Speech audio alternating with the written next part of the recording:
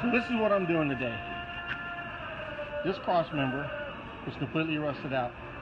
Bad. Goes in this trailer.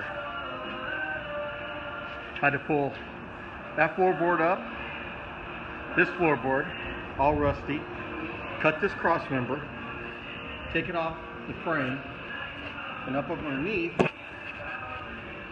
over there,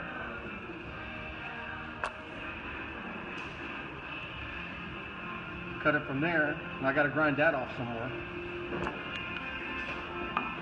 Now I'm making my cross member replacement using a plasma machine, my honking toolbox, and my ready box, my deployment box.